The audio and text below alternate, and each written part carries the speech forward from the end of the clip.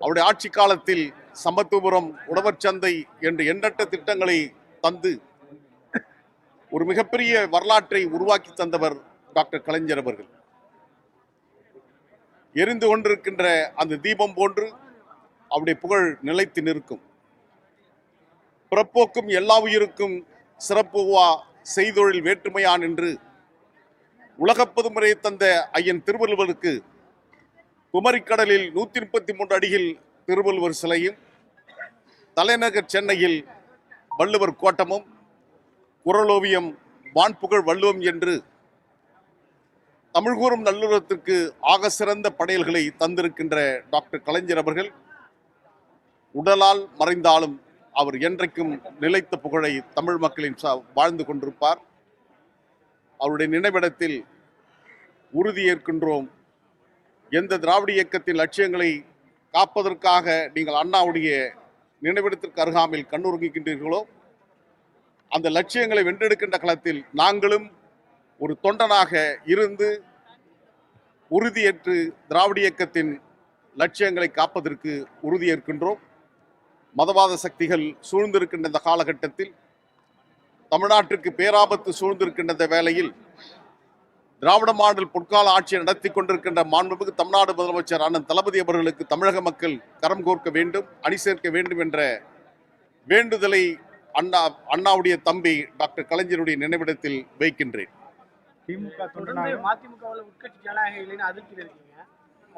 தனிப்பட்ட முறையில் இப்ப வந்திருக்கீங்க, ஏதாவது திமுக நெருக்கம் காமிக்கிறீங்க? முத்தமிழ் டாக்டர் கலைஞர் அவர்களுக்கு நினைவிடத்தில் வந்து அஞ்சலி செலுத்துவதற்கு ஒரு கட்சியாக இயக்கமாக இருக்க வேண்டும் என்பது பொருள் அல்ல. ஒரு தனிப்பட்ட எவரும் வந்து அவருக்கு வீரவணக்கத்தை செலுத்தலாம். எனவே அந்த விதத்தில் தான் எங்களுடைய உணர்வுகளை இங்கே பிரதிபலித்திருக்கின்றோம். மறுமலர்ச்சி திராவிட முன்னேற்ற கழகத்தில் ஏற்பட்டிருக்கின்ற நிலைமைகளுக்கு நான் காரணம் அல்ல, நாங்கள் காரணம் அல்ல.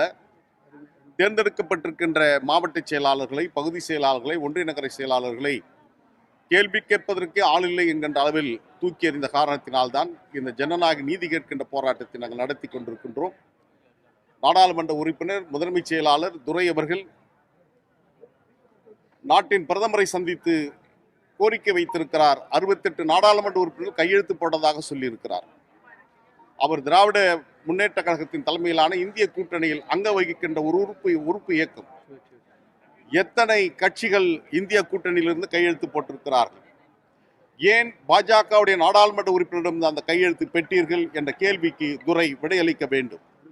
ஒரு கூட்டணியில் இருந்து கொண்டு நம்முடைய எதிர்நிலையில் இருக்கின்ற எதிர்கருத்தில் இருக்கின்ற பாஜகவுடன் கையெழுத்து வாங்கியிருக்கும் மூலமாக உங்களுடைய முகத்திரை கிழிந்திருக்கிறது. நீங்கள் பாஜகவுடைய ஸ்லீப்பர் செல்லாக திராவிட இயக்கத்தில் தமிழ்நாட்டில் இருக்கிறீர்கள் என்பதை மீண்டும் மீண்டும் நீங்கள் நிரூபித்துக் கொண்டு வருகின்றீர்கள். தமிழ்நாட்டின் முதலமைச்சரிடம் அந்த கோரிக்கையை கொடுத்திருக்கலாம். மாண்புமிகு தமிழ்நாடு முதலமைச்சர் முதலாக அயலக தமிழர் வாரியத்தை உருவாக்கி, வெளிநாடு வாழ் தமிழர் நலத்துறை உருவாக்கி, அதற்கு மாண்புமிகு அமைச்சர் நாசர் அவர்கள் இருக்கிறார். குறைந்தபட்சம் அவருடன் நீங்கள் முறையிட்டிருக்கலாம். இதையெல்லாம் கொடுக்காமல் பிரதமரிடம் முந்திரிக்கொட்டையை போன்று நீங்கள் போய் ஓடி சென்றதற்கான காரணங்கள், நீங்கள் பாஜகவுடன் நெருக்கத்தை காட்டிக் கொண்டிருக்கிறீர்கள் என்று ஊடகமும் அரசியலாளரும் சொல்லுவதை உறுதிப்படுத்தி கொண்டிருக்கின்றீர்கள்.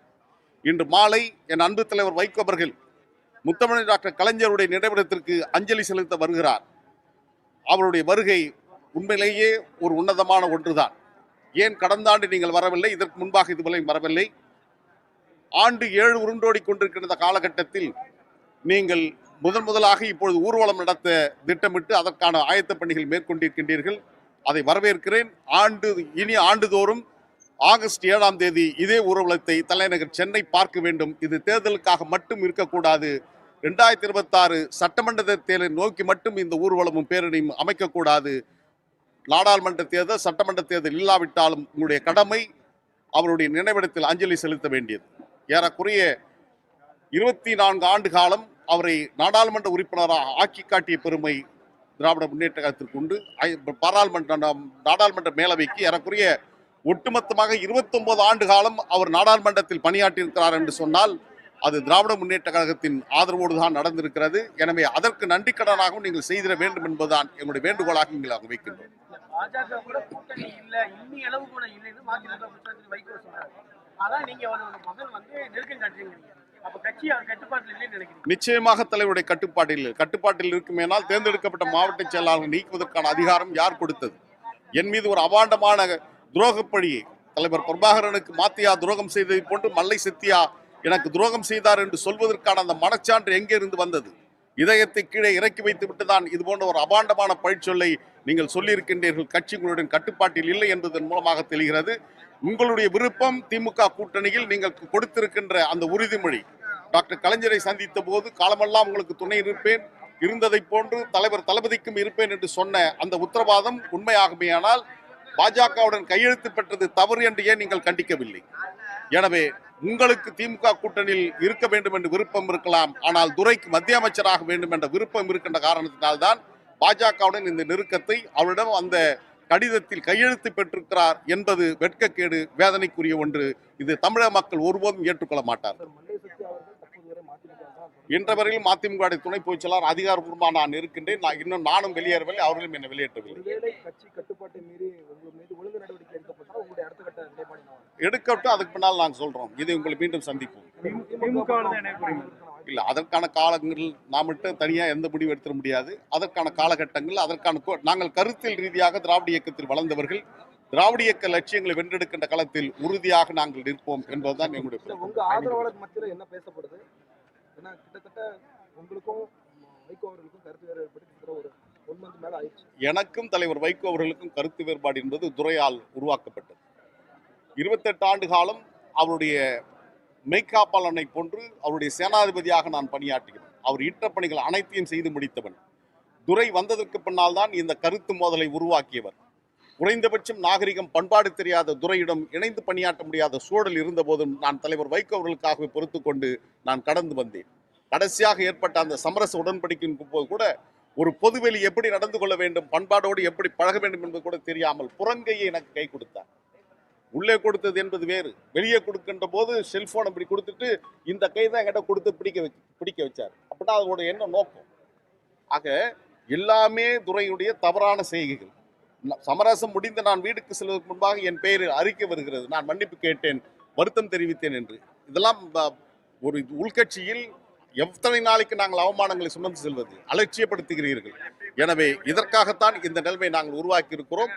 செப்டம்பர் 15 தமிழ்த்தாயின் தலைமை பேரறிஞர் அண்ணாவுடைய பிறந்தநாள் விழாவை காஞ்சியில் நடத்த திட்டமிட்டிருக்கிறோம். அதில் நாங்கள் கூடிய ஒரு முடிவெடுப்போம்.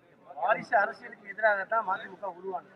வாரிசுனால கட்சியும் பாதிக்கிறதா? இதே மாதிரி பாமகவுடைய தந்தை மகன் இல்ல, நாடாளுமன்ற தேர்தல் நெருங்குகின்ற இந்த காலகட்டத்தில், மதிமுக சட்டமன்ற தேர்தல் நெருங்குகின்ற இந்த காலகட்டத்தில் மதிமுகவுடைய இந்த நடவடிக்கை என்பது ஒரு மிகப்பெரிய பிழை. அந்த பிழையை செய்திருக்கிறார்கள். அவருடைய பலனை 2026 அவர்கள் அறுவடை செய்வார்கள். நாங்கள் காஞ்சியில் நடத்துகிறோம்.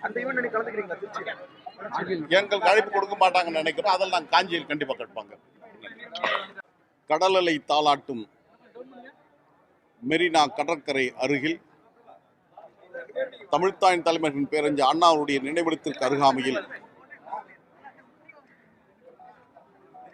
போரிடும் வலிமை, பிரபு காட்டாத வீரம், இவன் சாவதற்கு அஞ்ச மாட்டான், ஆனால் காரணமில்லாமல் சாக மாட்டான் என்று தமிழ் சொல்லுக்கே பேறுகாலம் பார்த்திட்ட சூரிய தமிழகத்தின் சூரியோதயம் முத்தமிழன் டாக்டர் கலைஞர் அவருடைய நினைவு நாளில் அவருடைய நினைவிடத்தில் மலர்வளை வைத்து அஞ்சலி செலுத்தியிருக்கிறோம்.